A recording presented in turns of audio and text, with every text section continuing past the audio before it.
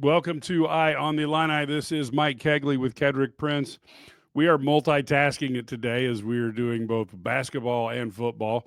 But hey, Kedric, that's what's good about Illinois sports right now. We're not just a one sport school anymore.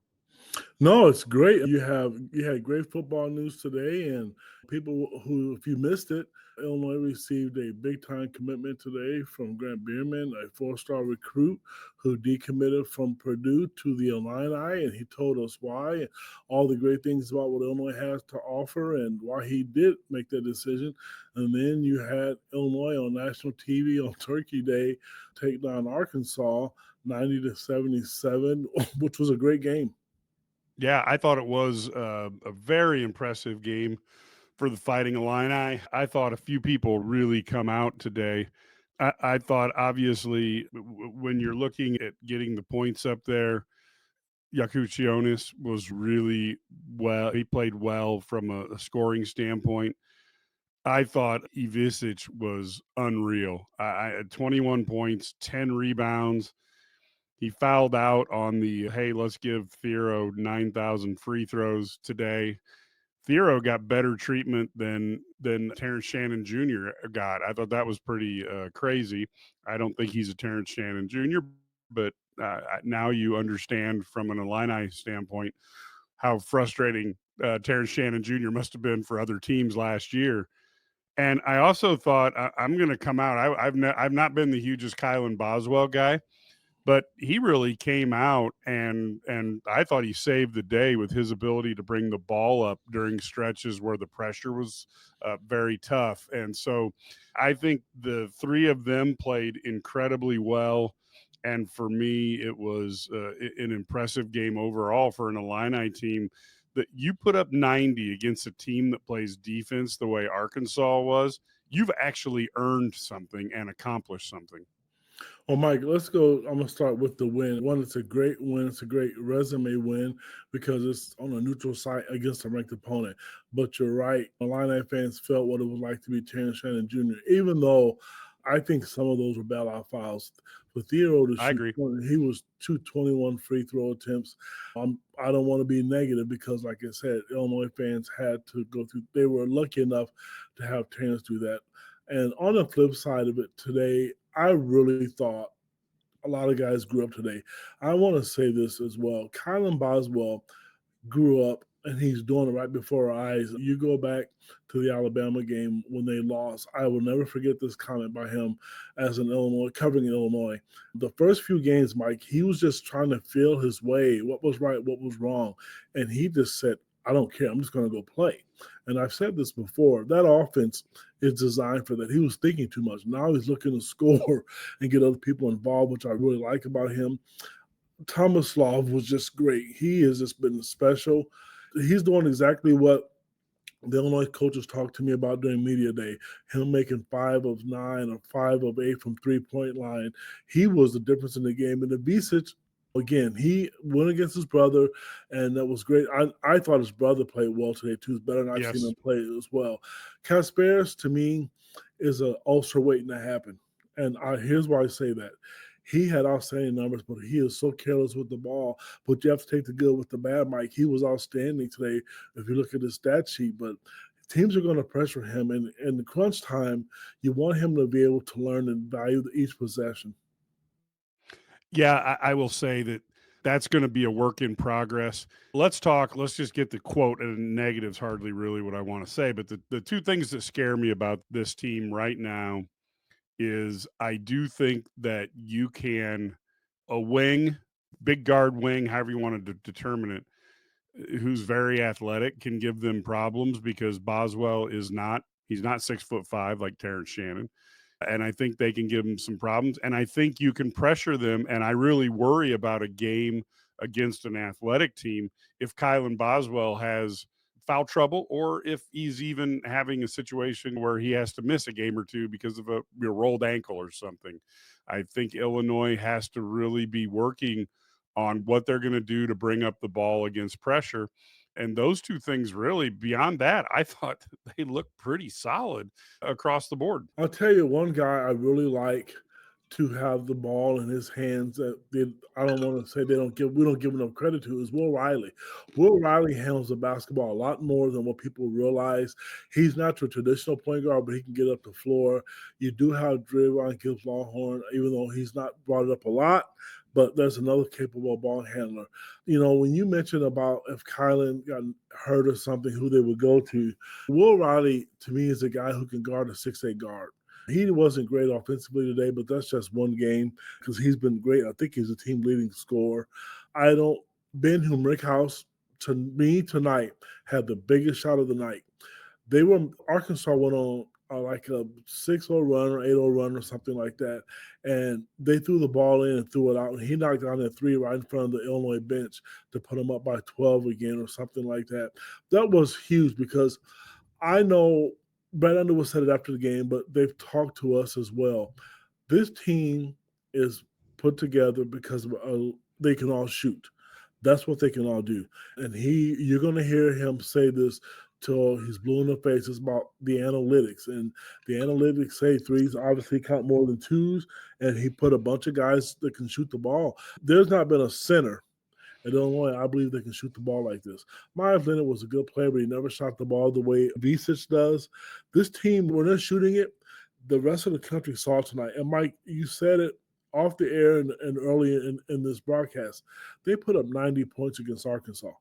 I thought, looking at this schedule objectively, when it was put out, I thought they would beat Alabama and possibly lose to Arkansas. So it tells you how much I know about basketball. But to be honest with you, the Illinois came out and they took it to them right away. I should have known something because Illinois was favored. And I didn't pay attention to that 10 minutes before the game. And I thought they must have known something. So Illinois came out, they put their foot down. Mike, we both said that. If you're the better team, put your foot down and just go for it. Yeah, and I will tell you, my biggest concern coming into this game was Illinois has been extremely. I was so glad to see in their schedule here. They now have 8 days off. They actually play both teams now. The basketball and football team play Northwestern next, but Illinois doesn't play till next Friday, December 6th, against Northwestern on the road, and they will be on the Big Ten Network. But they have played since last Wednesday. They played number 8 Alabama, then played Maryland Eastern Shore, then they played Little Rock, and now Arkansas. That's 4 games in 8 days. NBA players get tired out with that type of schedule. So I think to put this game as the 4th game in 8 days was really impressive. And now they get a chance to sit back and kind of work on some of the things that they need to work on and get themselves right for a Northwestern team. And I got to think that I guess maybe the players won't really know it because there's only 2 who would remember it. But I would think the coaching staff's going to be fired up for some of the stuff that was said by Northwestern fans at Terrence Shannon Jr. And I got to be honest, that would fire me up. And if I'm Northwestern and Chris Collins, I just watch that game and I'm like, oh gosh, this could be a tough one. We better be ready because this is an Illini team that can make baskets from just about anywhere on the court. I remember last year when Terrence Shannon was on the team and I was talking to his mother quite frequently. I thought Michigan State was rough in Wisconsin, but she said Northwestern was tough. And I've already seen some comments on social media. The Illinois fans are ready to give it to Northwestern because of things that they said about Terrence last year. I think a lot of the games are going to be that way. You're not going to get some opposing team to apologize for what they said, but the Illini faithful are certainly going to let them know that they didn't like it. You mentioned some things to work on, and I don't want to jump the gun. The one thing I would like to see them work on, I want to see Trey White be the Trey White he was, Mike, when they got him. I really want to see that. I want to see them work with Marez Johnson and not foul so much. Now, that one of his fouls, the guy just fell. And that was, well, I don't want to say anything because it's Thanksgiving. I'll be nice. But it was just a horrible call. Seeing him play more, I want to see them be able to get Draymond Gibbs Longhorn more scoring opportunities. You're going to need that bench. At some point in time, they're going to have to come through. Even though Trey White starts, you want those guys to be confident going in. Now, I will say this. Morez is growing up right before our eyes. He is a tough rebounder. He's smart. He's aggressive, and he's not afraid, Mike. That's Well, let probably me the thing let about me him. interrupt you on one thing there, kid.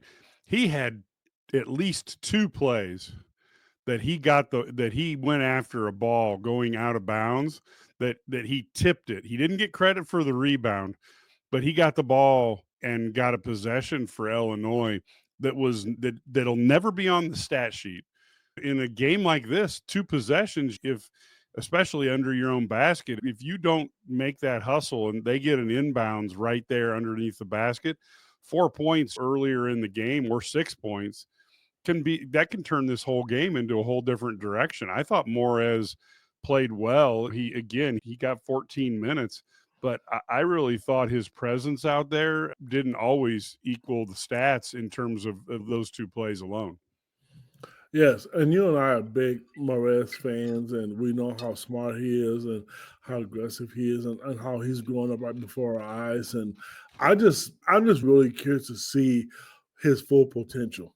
I just hope it's at Illinois. I'm not saying it because he's going to transfer. You just never know with these kids. I just like to see his development because he was a kid that committed early, but he gives them a totally different look because he's so strong and he's big. And once again, he went after rebounds, and his teammates are flying off him a little bit.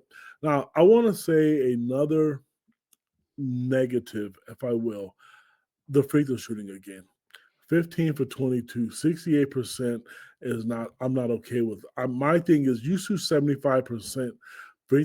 Here's a recipe. You can read between the lines where I learned this from.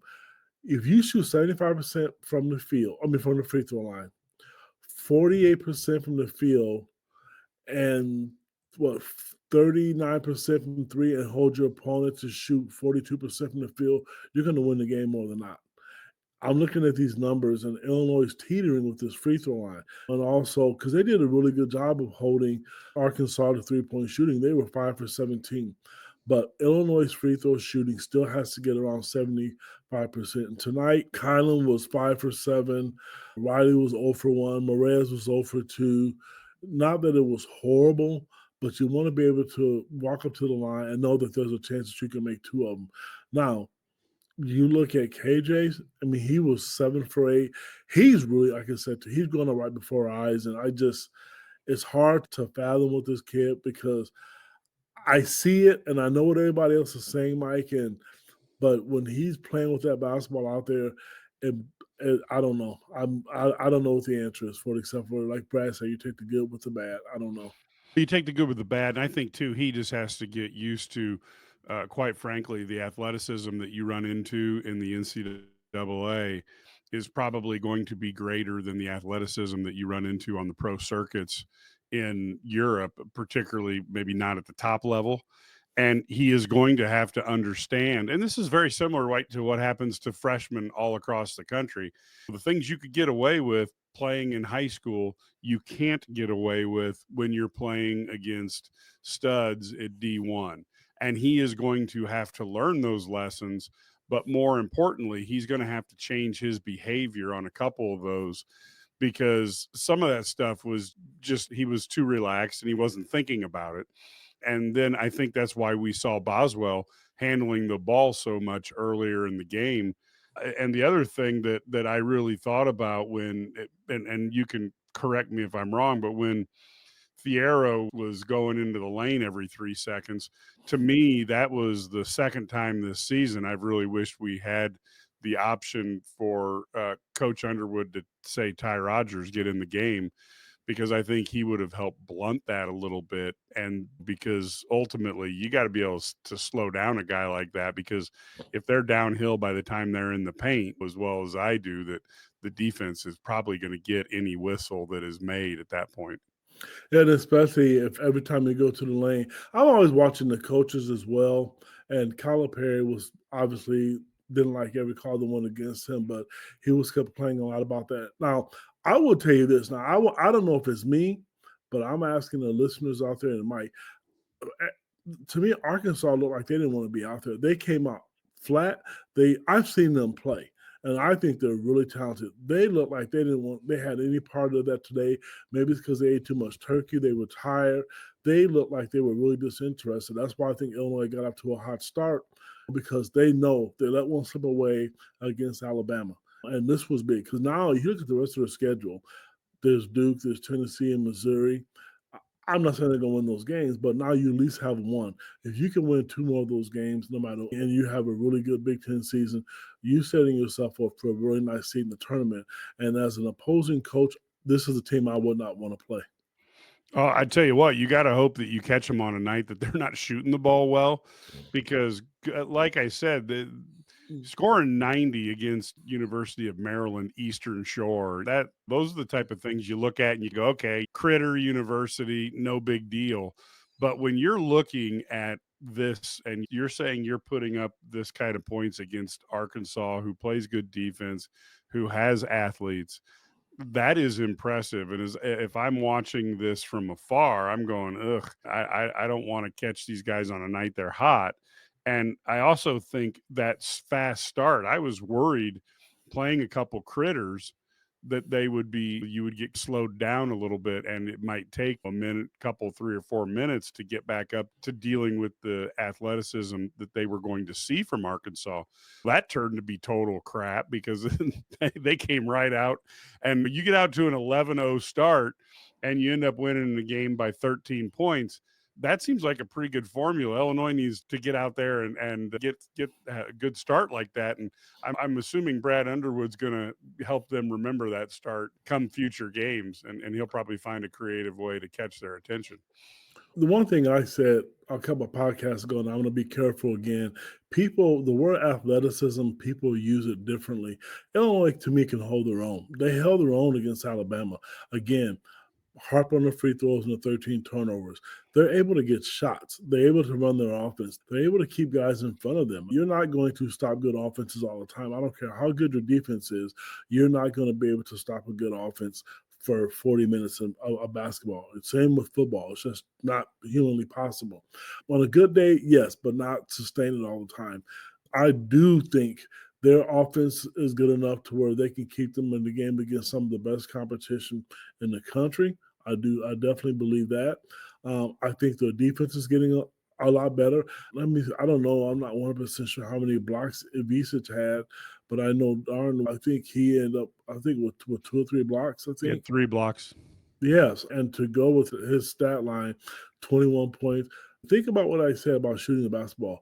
He is 7-1 and was 6 of 9 from 3.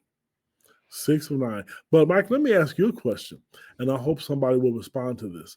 Now, I know it's one game, and I said this before because I'm looking for some credit. I'm going to pat myself on the back. Who was the better Ivisic tonight? Because I said coming into the game, I thought the Illinois kid, Tomislav, was better, in my personal opinion, than his brother. I think they're different. The game is different, but which player do you think shined the most tonight? It was clearly Tomislav tonight. Not that there was anything bad about Zoromir, or how you pronounce that name, but I do think that Tomislav had the opportunity to get the ball in places, and then he has the confidence to take advantage of it. And I thought that was really good. And you're hoping to see more from him in the future because that was impressive. And Mike, the way Illinois uses him is a lot different than what Arkansas uses his brother. At Illinois, he's the focal point of our offense, or their offense, excuse me. At Arkansas, I don't think that's the case, but I just can't. Again, I know the coaches told me, wait till you see this kid go off. Tonight was great to see him do that.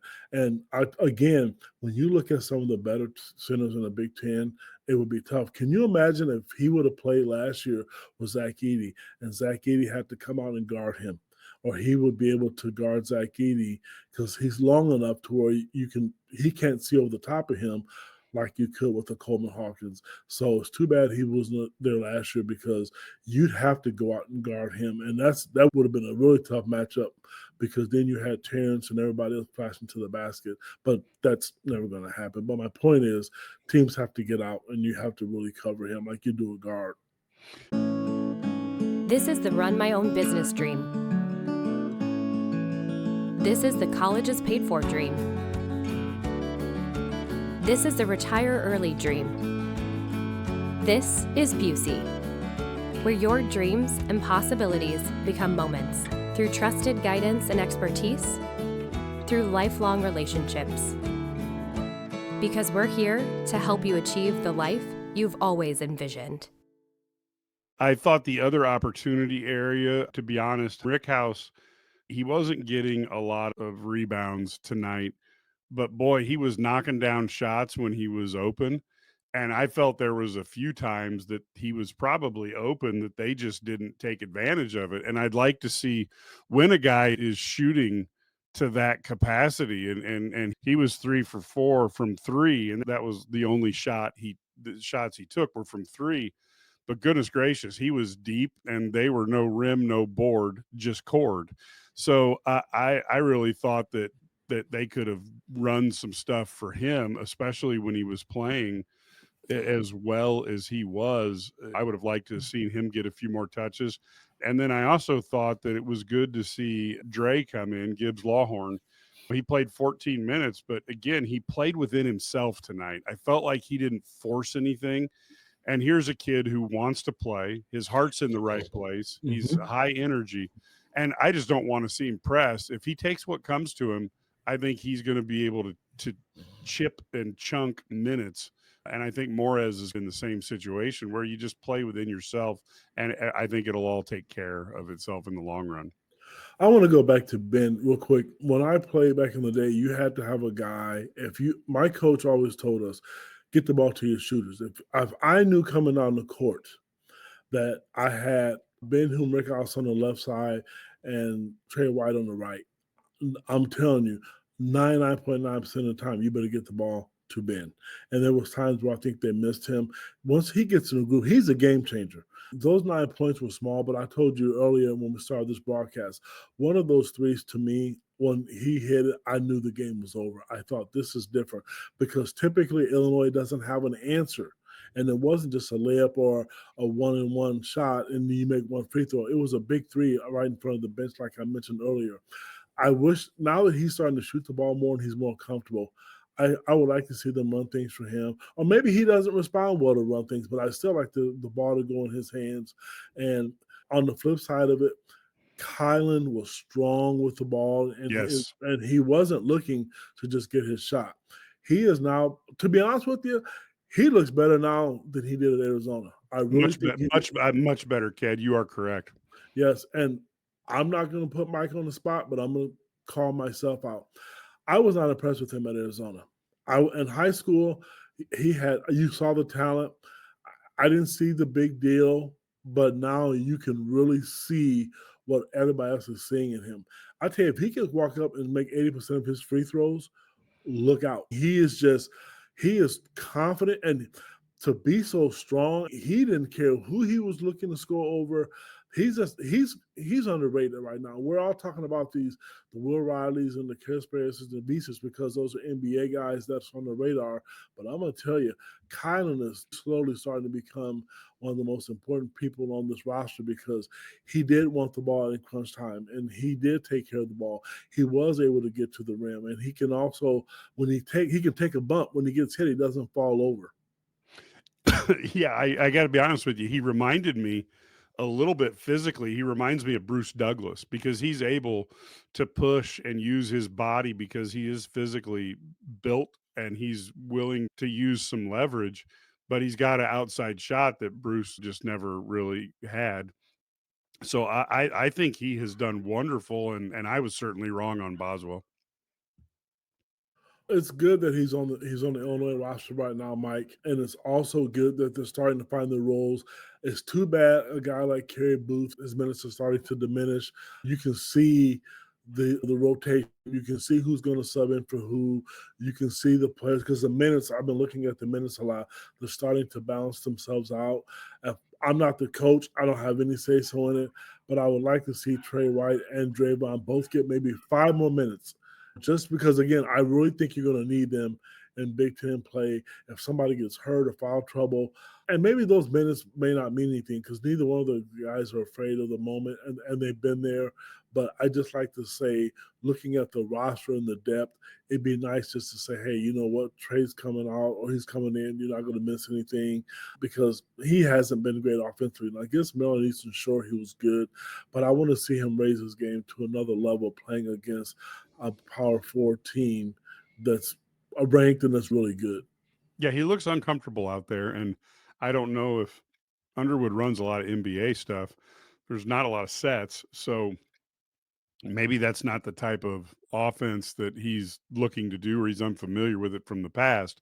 But boy, I would like to see Trey have a couple good games just so he feels like the confidence, even if with Will Riley, he may not play 25 minutes a game, but it would be nice if there was not such a drastic drop off in production. I'm not talking about, sometimes guys look tentative out there, but it doesn't matter if you can score, etc.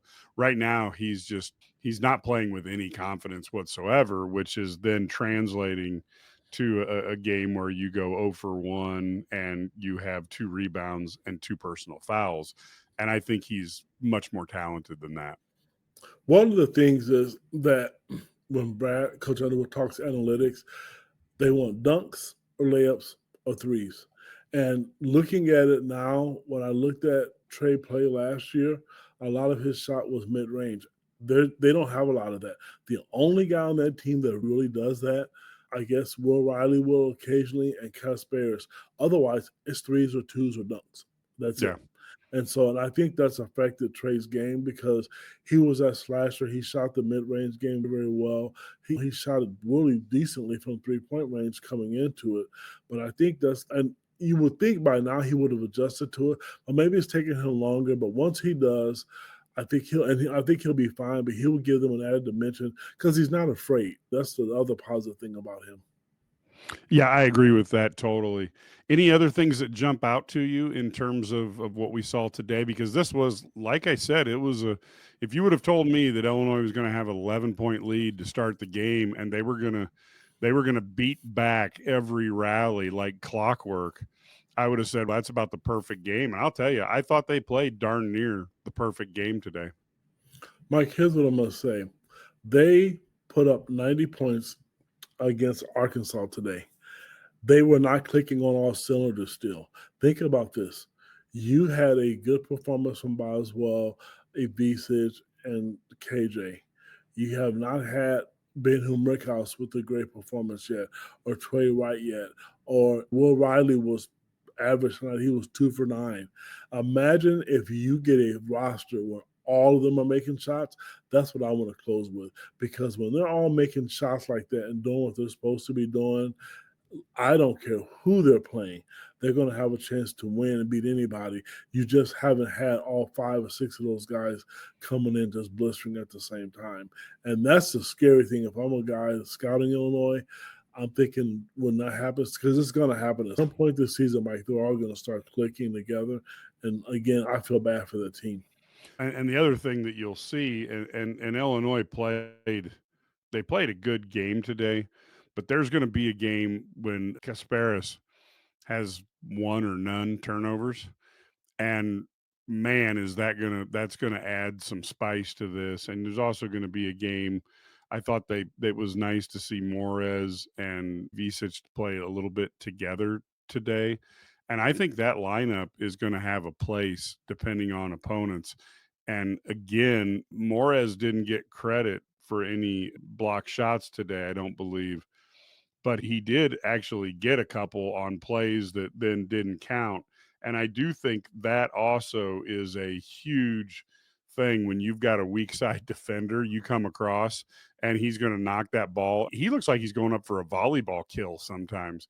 And so I think that also really helps in terms of rim protection and helping the Illini defense. He is a great rim protector. That's a great way to explain it. And he does. He leaps so quick and so fast. And he's not 7 foot tall. He's listed at 6'10", maybe 6'9.5", 6'9". But the way he can jump and how quick he is, and how high. I mean, he reads the ball off the hand really well. He has really good timing. So he is a rim protector. Bisic, because he's 7'1", it comes natural to him. But Barrett's athleticism is just it's Arkansas athleticism and Alabama athleticism. I'll put it that way. Yeah, and he goes up and gets it. There is no doubt about it. So, folks, one of the things we do at Illini Guys, obviously, we have all of our stories, not all of them, but most of them are paywalled. So, if you're a subscriber, you actually get our stories in the entirety and you get them, many of them ahead of time. We'll have information from Ked that we do stories on and we'll put them up in our message boards and then they might go to publish later in the day. So you get a head start on things. And then most importantly is on our message boards, you can go in there and actually have conversations with other Illini fans from all around the world. And you have the opportunity to ask questions of Ked, Brad, Matt, Larry, or myself. So you can it's more of a two-way street like a relationship as opposed to just reading what someone says and then moving on to the next thing. You can actually ask questions, clarify, object if you may. And so that makes a big difference. Want to tell people again 27 cents a day. And by the way, we have a Black Friday special. It's going to go on for about a week here where when you subscribe, you get a free 20-ounce Illini Guys tumbler. I think it's well worth that opportunity if you're thinking like, I'm going to go ahead and give this a whirl. You get 6 days. On the seventh day, you pay the credit card bill and you will have a subscription for a year. We also have a monthly deal. It's a little bit higher each month, I believe $10.99. But bottom line is the annual deal is a heck of a deal. We'd encourage you to go for that. If you're an Illini fan, but you want those extra stories, you want those things ahead of time, and you want to have the access to build relationships with people like Ked, Brad, and get to better understanding of what's going on in Illini sports. So we would encourage you to go ahead and do that, to go ahead and subscribe. Beyond that, folks, we are going to Brad is there in Kansas City. We're trying to work on getting everything together in terms of trying to put something together later this evening. So be watching there. And Philip did throw in a comment here. Is Thomas Love the best center in the Big Ten? Ked, I'm not willing to commit this early that he is, but I am saying that you got to put him in that list now. You got to put him in the list, but there's some good centers. But it's also going to be, what are you looking for? Indiana is big, strong, but it's all going to depend. I will say this, though. He's the toughest guy to match up with in the Big Ten that's 6'10" or taller. I'll definitely say that. I don't want to just, again, come out and say he is because, again, there's just different styles and it depends on what you're looking for. Now, today, like I said, and I don't know, Philip, how long you've been listening, today is what we saw the coaches have been telling us forever, how well he played. Yeah, and the other thing that we're seeing is Illinois had a tough game against Alabama. They lost, and to be honest with you, I didn't think they played that bad for their first game as a young group of guys. But we've seen Indiana has gotten that. I did not see Louisville manhandling Indiana. I have been, and this is just me, I have been critical of the roster construction over there because they just don't ever seem to have guys who can shoot the ball consistently. Now, again, it's easy for a commentator to look at that and from afar and say that, but that's been my concern this year. But we're seeing that the Big Ten, Purdue looks like they're going to be very tough. Indiana is going to be they're going to get their share of wins because it's impossible to play at Bloomington. That's a nightmare. So we really, when you look around the league, I think that Rutgers team is incredibly talented, but they're also incredibly young. And I do think Ohio State and Michigan will see how good their roster construction is. And then Wisconsin right now is surprising a lot of people as well. So it's going to be a tough Big Ten, but I really think this Illini team, if they come together and they have to value possessions a little bit, but if they're shooting well and playing well, I think this Illini team could win 15 games in the Big Ten this year, Ked. I want to see them do that. And like I said, what they're doing in non-conference is huge. Beat the team they're supposed to be. Now, you talk about Rutgers last night. They gave Alabama all they wanted and some. And Rutgers was ranked. They're not now. But people were really critical about Illinois giving up 100. Rutgers gave up 90 something to them as well. The game has changed. If you hold a team to 50 points today or 55 points, it wasn't just all your defense. The team just played bad.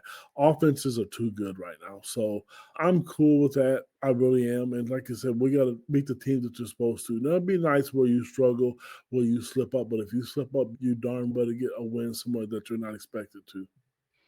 Yeah, and let's remember too with Rutgers, here's a team that's very talented, and yet they lose to a team in Georgia. Now I'm blanking out, but they lose down there, and that was something that Kennesaw State. And I don't think anybody saw that coming on their dance card. So you're going to have with young teams, you are going to have moments that you shake your head and you wonder just exactly what the heck happened. And that potentially could happen to Illinois even as this season goes on, and it could happen during the Big Ten. There'll probably be a loss or two on the road that will just mystify people. But I really think this team is going to round out into a really good team because Kasparis is going to start figuring out what he can expect from opponents, and he's going to get better. And I think this team has plenty of opportunities to improve as the year goes on. The ceiling is high. They always say if you have good guard play, you win and you advance in March. Illinois has two great guards. They're getting better each game, Mike. Yep. So with that, folks, we are going to say goodbye for a few minutes. And of course, before we know it, Saturday is going to be here, and Illinois will be playing Northwestern in an attempt to go 9-3, winning 9 games for the first time since Ron Zook did it in 2007. And they have an opportunity to if they get in the right bowl game, they get opportunity to win 10. And that's just incredible, as that just doesn't happen that often in Illinois history. Been 3 years in the history of the program that they've won 10 games. And we would love to see that again. I believe off the top of my head, that was the team with David Williams. I think 83 won 10 games, and I think 89 with Jeff George, and I think 2001, that team that went to the Sugar Bowl. Sugar Bowl, yep. So it would be great to see a fourth team stand up there, and the fact that Brett Bielema does it in year 4 is fantastic. I think there's a lot to come. Also, if you're out there today, you can go to IlliniGuys.com. If you go on the right-hand or left-hand side, you can get podcasts and videos. You can see Ked and I interviewed Grant Bierman. That was a spectacular interview by a senior in high school. And if you want to find out what is going through the mind of recruits, what they're evaluating, how they're looking at this Illinois football program, he did a wonderful job of explaining his decision to decommit from the Purdue Boilermakers and end up at Illinois. And I think the Fighting Illini have themselves a very good 4-star commit who will be coming and be really needed pretty quickly with the way the linebacker position is going to be with some graduation. So I think that's really exciting. Check that out. We got to give big props to Ked because of his relationships with everybody. We were able to get that done. And certainly we were excited to interview Grant. Thanks to Grant and his father for allowing that. Ked, great job on that. Any final words before we... Mike, I want to thank you for giving up your time on Thanksgiving Day to do this, and all the people at IlliniGuys, Larry, Mike, Brad. We work really well. And Matt Stevens, we work really hard on our days off. And we Mike mentioned before, we travel the country to cover the Illini. We work really hard at recruiting. We try to get people podcasts. So it's a great place to be, and it's a good, safe community. One of the things I will close with is going to cover games, whether it be the elevator in an airport or whatever the case may be. It's really nice to see people recognize us for what we do. A lot of it is our subscribers. They really, what goes on message boards. There's a lot of people who are on the message boards, but don't say anything, but they love to read the stuff, and you develop great friendships. I've met a bunch of nice guys working there myself. I met Mike. I wouldn't have known Mike before then, and I've developed a friendship with him as well as being a great colleague. So it's a great place to be. I'm not a salesman of any sort, but I'm telling you, it's a great holiday gift for a friend or family or someone as a gift, because you're going to get the news right away. And I will give Matt Stevens credit. He works extremely hard going out to cover games and to get content on our board and articles. And I do the same thing with recruiting, and so does Brad Sturdy. So happy Thanksgiving to everybody. And remember, it's a great holiday gift to give a friend or a loved one if they love the Illini, is a subscription to IlliniGuys. Perfect. And thank you so much, Ked. We are certainly very thankful at IlliniGuys for all the fans who subscribe and all the folks who support us. And we all have one thing in common. We greatly enjoy the Illini.